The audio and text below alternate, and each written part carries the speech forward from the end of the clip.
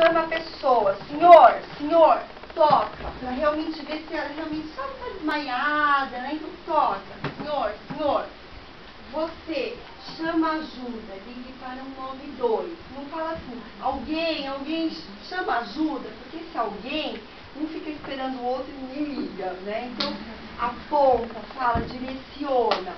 E aí, massagem, tá? Como é que é essa massagem? Essa massagem é, localiza a linha dos mamilos, né? Não sei se acho que tá.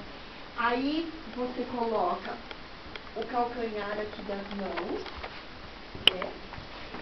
Entrelaça e vai descer de 4 a 5 centímetros, tá?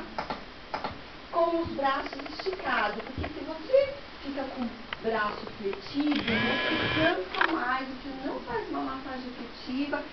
Estique o braço e jogue o peso do corpo, tá?